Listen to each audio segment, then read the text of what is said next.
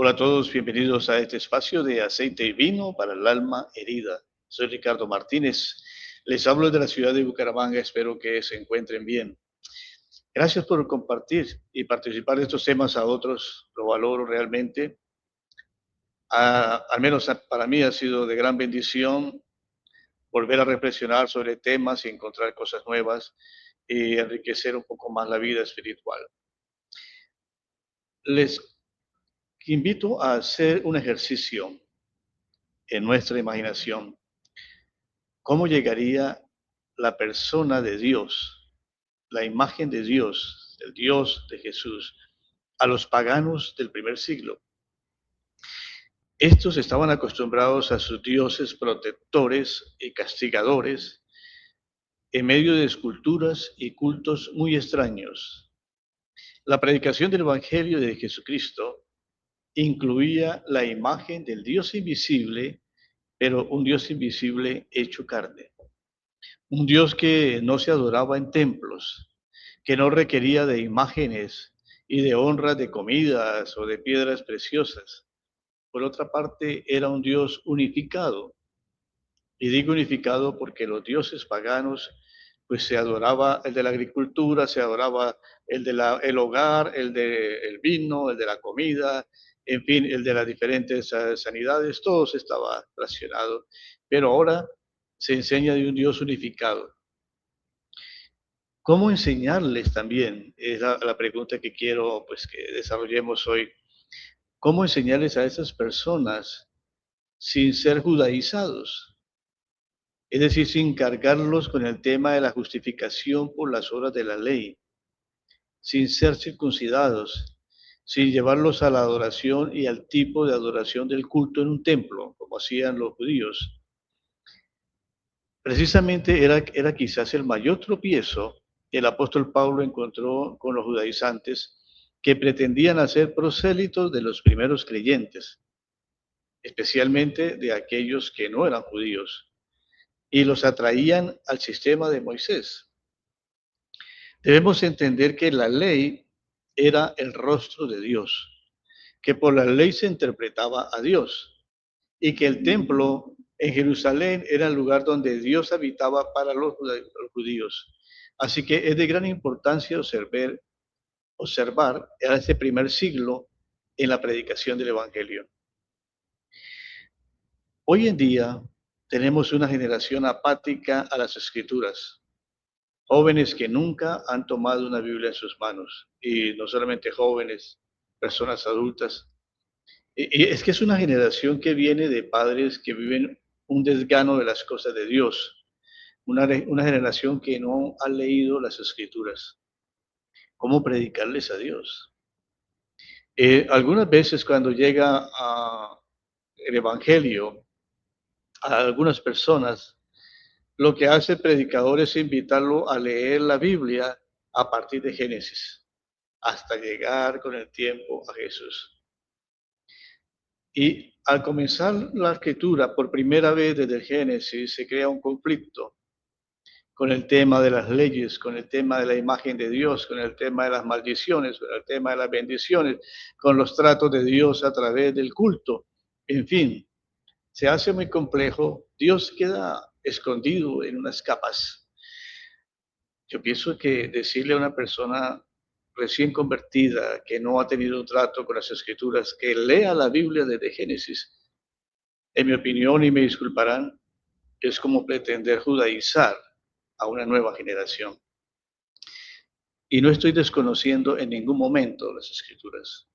Tendrá su tiempo y su modo para que los creyentes lleguen a esas porciones del Antiguo Testamento y tengan una cultura bíblica necesaria que pueda ilustrar un poco más acerca de la fe. Yo pienso que más bien debemos comenzar por Jesús, porque Jesús es la imagen del Dios invisible, que nos revela a Dios, sin que esto deje de lado, como he dicho, la historia de Dios y del hombre en las Sagradas Escrituras. Para nosotros, el efecto más dañino de conocer mal a Jesús es desfigurar y falsear al Dios que Jesús nos revela. Es muy grave, porque nosotros accedemos a Dios por medio de Jesucristo.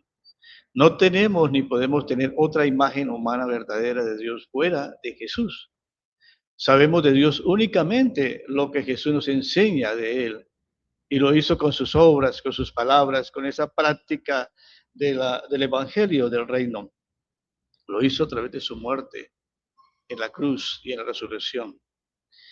Es que ese es como el testimonio unánime del Nuevo Testamento, que Jesús de Nazaret, Cristo crucificado y Señor resucitado, es el camino, es la vía abierta a Dios para quienes creen en Jesucristo y son anexados a Él a través de la obediencia al Evangelio en el bautismo. Que ese Dios Abba de Jesús es nuestro Padre Dios y que entramos a Él, en ese Hijo amado en quien Dios nos ama, haciéndonos también hijos con su mismo espíritu y confiándonos las causas de Jesús. Jesús es la revelación definitiva de Dios, queridos hermanos y amigos que escuchan. Por lo menos lo afirma implícitamente el prólogo del Evangelio de Juan, en el capítulo 1, versículo 18. A Dios nadie le vio jamás. El Hijo único nos lo ha dado a conocer. Y lo asegura Jesús a esos 72 discípulos que, según el evangelista Lucas, cuando ellos regresan de la misión que les ha confiado, Jesús les dice, todo me lo ha entregado mi Padre. Y nadie conoce quién es el Padre, sino el Hijo, y a quien el Hijo se lo quiera revelar. Lucas 10:22. Hay una escena también hermosa aquí. Poco antes, al ver lo bien que le habían entendido aquellos discípulos, que eran personas sencillas, despreciadas algunos, marginados otros, Jesús se llena de alegría por el Espíritu. Jesús exclama, yo te alabo, Padre, Señor del cielo y la tierra, porque has ocultado estas cosas a los sabios y orgullosos y se las has dado a conocer a los ignorantes y sencillos. Es que esta es una buena pista para saber quiénes llegan a conocer a Dios. Pablo escribe a los colosenses, Cristo es la imagen del Dios invisible. Y a los corintios, Cristo es la imagen de Dios para hacer brillar el conocimiento de la gloria de Dios que se refleja en el rostro de Cristo Jesús. 2 Corintios 4:6. Y a los cristianos en Éfeso, le dice Pablo, por medio de Jesucristo tenemos entrada al Padre. Efesios 2:18. ¿Y qué decir de Hebreos 1:1-3? Bellísimo pasaje. Esta palabra nos dejan bien conectados con el tema de Jesús, como mostrando la imagen de Dios y un buen conocimiento de Jesús. Muchas veces, dice el texto, muchas veces y de muchas maneras, habló Dios antiguamente a nuestros antepasados por medio de los profetas. Ahora, en este momento de plenitud, nos ha hablado por medio del Hijo, que es el resplandor de su gloria e imagen perfecta de su ser. Qué importante es conocer quién es Jesús. Porque al conocer quién es Jesús, conocemos a Dios. Ya Jesús lo dijo a sus discípulos, yo soy el camino, la verdad y la vida. Nadie llega al Padre sino por mí. Si me conocierais a mí, conocerías también a mi Padre. Vosotros lo conocéis porque ya le habéis visto. Y el texto que cité en el anterior episodio de Felipe le dice, muéstranos al Padre, Señor, y eso nos basta. Jesús le interpela diciendo, tanto tiempo con vosotros y aún no me conoces, quien me ve ha visto al Padre. Conocemos a Dios en Jesús y esto nos pide conocer bien a Jesús, si queremos conocer bien a Dios, porque hay una imagen falsa de Dios detrás de cada imagen falsa de Jesús. Como interpretemos a Jesús, interpretamos a Dios. Para conocer a Dios solo tenemos que mirar a Jesús y oírle. Tenemos que, como dice la Escritura, mantener los ojos fijos en Él. Por desgracia, entre los cristianos es frecuente invertir estos pasos y muchas veces se hace el recorrido en una dirección opuesta. Pedro no reconocía en Jesús al Mesías, servidor sufriente.